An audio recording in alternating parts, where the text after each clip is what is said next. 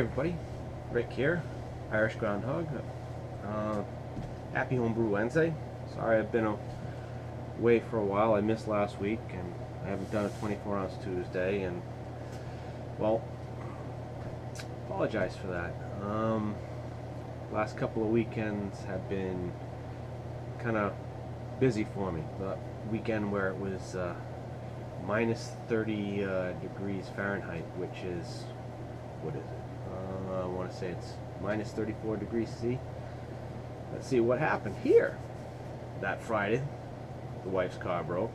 I ended up having to replace a starter. I didn't do it till Monday because it was too cold. I would have lost digits. I don't have a garage, so out in the snow, laying in the. Thank God it happened in the driveway where it didn't start, because that would have sucked bad. But it ended up changing the starter in a Ford Explorer, 2005 Ford Explorer, in the driveway in the snow on Monday. Got it fixed. It's running good, so that's okay. Then the wash machine wouldn't work. I had to fix that. And on top of everything else, it decided to snow and rain, and right now it's raining. It's warmer now, and it's, what time is it? About 5 o'clock in the afternoon. It's warmer now than it was this morning. So, this weather we've been having is crazy. At midnight, it's supposed to be about 52 degrees. This morning it was icing. So, but anyway, I digress. You don't need to hear all that. So, what else am I going to do today? Let's see. I'd like to give a shout out to a couple of the people that subscribe to my channel, and I'm going to try to do that every week, at least 2 people. This week I'd like to give a shout out to Justin Marks. Some of the stuff that this guy's doing is incredible. His innovations are, if you don't subscribe to his channel, you should, because he does some really cool stuff. The cap for a sparge arm was brilliant, just brilliant. I like that, and he's got some rockin' tunes whenever he brews too. So he's doing some really cool stuff, so check him out. And Zane from Rookie Brew, he's doing some cool stuff. I know he was kind of building like a Grainfather type of deal, and I don't know if that kind of fell through. I've been following you for a while, Zane, but I like the setup that you got now. That is really cool. That last brew day that you did, it looked like it ran really, really smooth.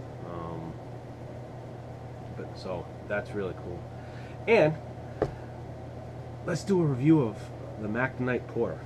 It's got to be the clearest beer, even though it's a porter. I mean, it's dark, but you can hold it up to the light, you can see through it. It's really dark, kind of reddish amber. I don't know if it's because I used the new false bottom and I did it that way, although I didn't hit the numbers that the program that I used said I should have hit. I was way below. But that's the first time I've ever used a sparge. Well, not a sparge. That's the first time I've ever used a false bottom. Usually, I did the brew in the bag and the bazooka screen. And that worked out well, except for the one brew that I did. If you've ever had a stuck sparge, jumping Jesus! I did all victory malt because I watched another video and these guys did it, and they said it tasted really good. Just don't.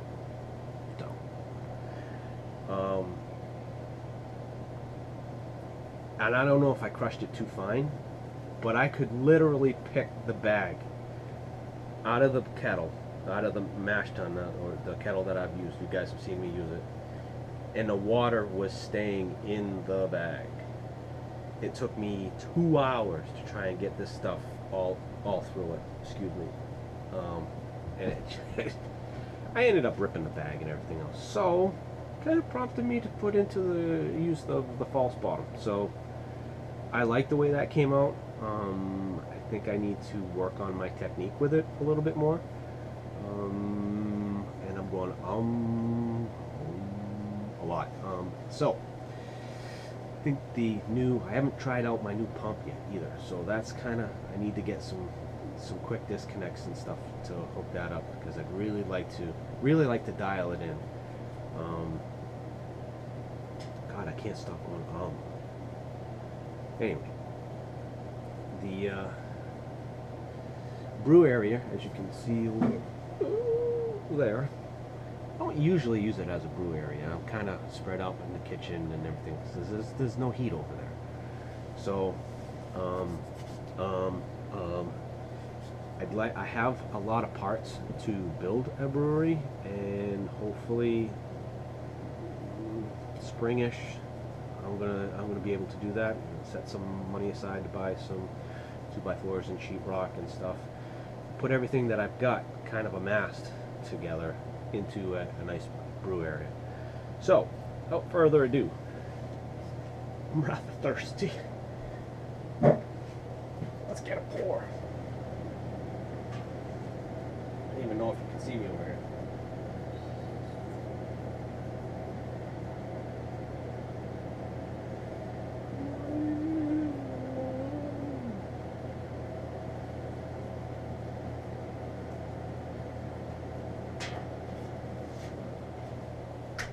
Still using the Pepsi fridge. Take a look at that.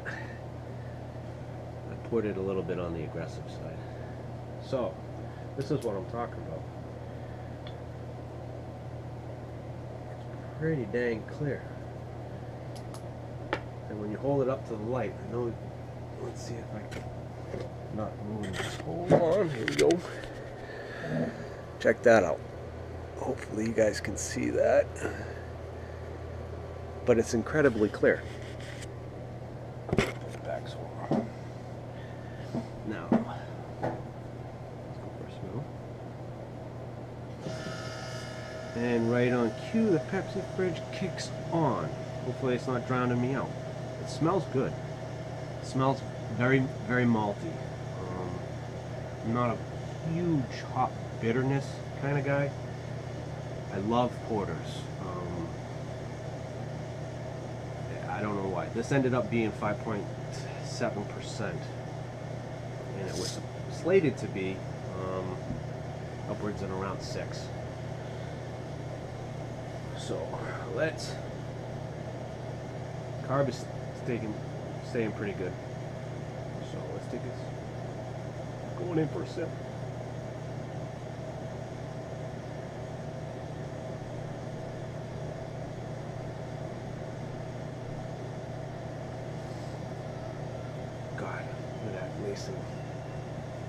Hopefully you're not hearing the kids screaming upstairs. Yes, it's vacation week.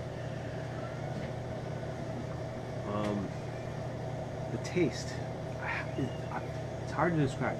It's a little bitter in the beginning, but it's got a kind of like a musty type of taste, and I like that. And I think my base porter recipe, I've been able to duplicate that again. It's not a sharp bitterness from the God, I can't stop going from the dark malts, the black patent and the chocolate, which I cold steeped, Dino, it worked out fabulous, man. I am definitely going to use that again. That works out extremely well. I just need to make sure that I calculate for the extra liquid, which I didn't before. So yeah, it's kind of got you take it. Ever been in a like a damp basement? When you first go down into a damp basement, you kind of get that musty. It sounds gross, but it's kind of you get that a little bit from this, but then it goes away. It finishes very, very dry.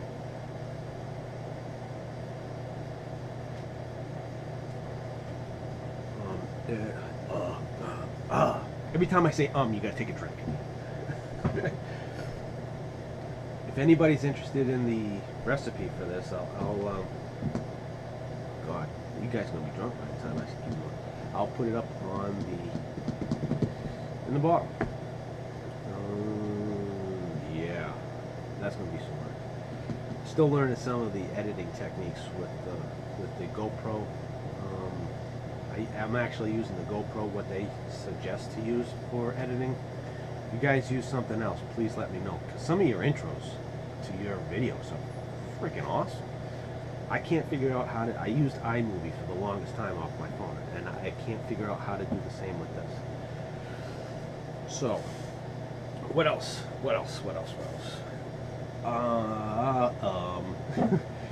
I picked up today 25 feet of tubing, some clamps,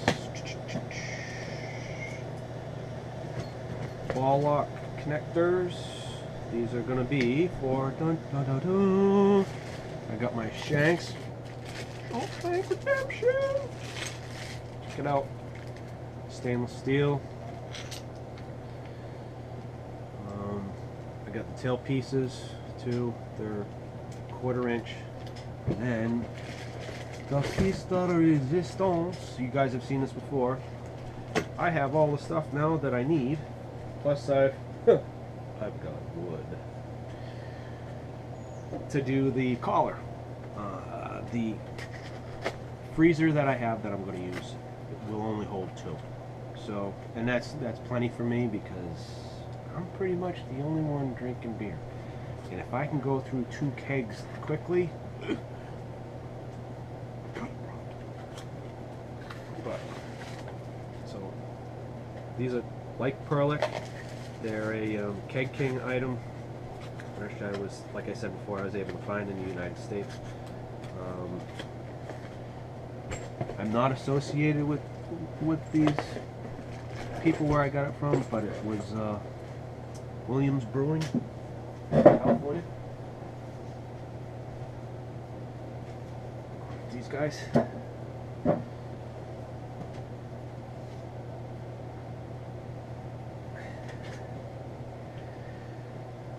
They supplied this, and the tail pieces and nut. I got extra for expansion. Oh, and I got a manifold. So now I have amassed all my pieces. These came from a local homebrew shop, which I also got 50 pounds of grain today too. So I should be set for a while. The next one that I want to brew is going to be a pale.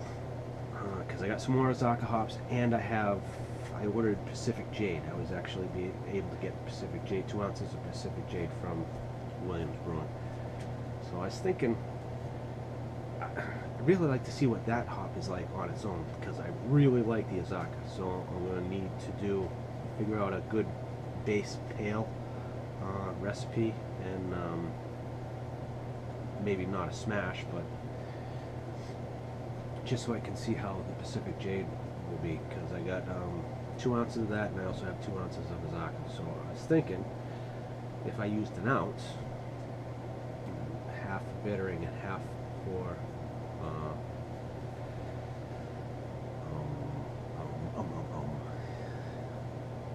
half for aroma and flavor, it'll give me a good idea of what they are, and see how they might mingle together. I'm thinking that might be a good combination. So, next week, I plan on doing a 24-ounce Tuesday, and I saw Mike Dean. He I like the way he did his first 24-ounce Tuesday. Kind of explained, who he is and what he's all about. So I'll do the same. Kind of what's Rick all about, who he is, that kind of stuff. Might not be that great, but it's nice to get to know your fellow homebrewers, brew tubers. So, on that note, this is looking lonely. Cheers. Where are my manners? I didn't say cheers before that when I took a sip. I'm sorry, fellas. So, have a good one, everybody. Hope the rest of your week is going good, and I'll get some footage of the keys. Is it called a keezer? Not a kegerator. Keezer build. with the taps and get some footage and put that up.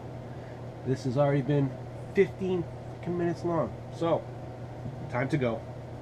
Have a good one.